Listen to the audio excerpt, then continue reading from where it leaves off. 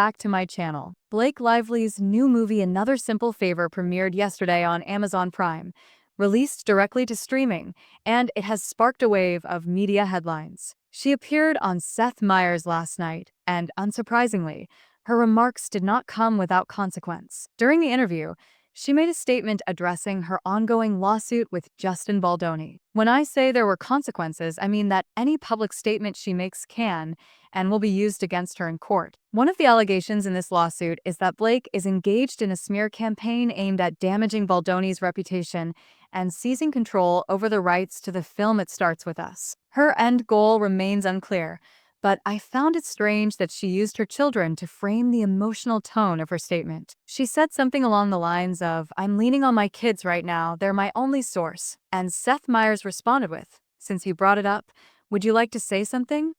The moment felt incredibly scripted. She then gave what appeared to be a rehearsed monologue, presenting herself as a spokesperson for all women. But in my opinion, she's not that. Blake Lively's narcissism was on full display throughout the Seth Meyers interview. In my view, both she and her husband Ryan Reynolds are incapable of resisting the spotlight. For example, look at how Ryan recently made an 8-minute speech at Green Day's Hollywood Walk of Fame ceremony, where he barely spoke about Green Day and instead centered the moment on himself, despite having only met them a year or two ago while filming Deadpool and Wolverine. It felt like he may have been the reason they got the star in the first place. That moment, like so many others, became all about him. Similarly, Blake used her media moment to focus on her own victimhood and portray herself as a martyr.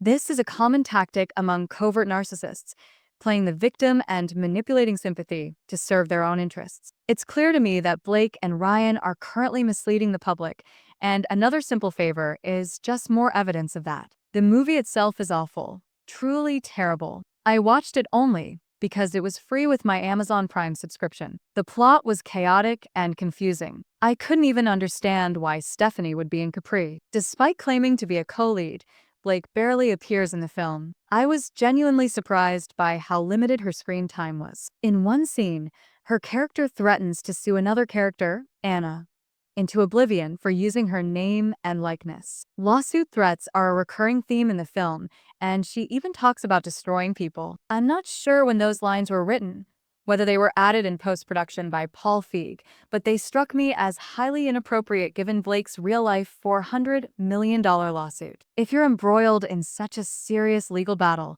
why say things like that publicly? To make matters worse, the movie is bizarre. Blake plays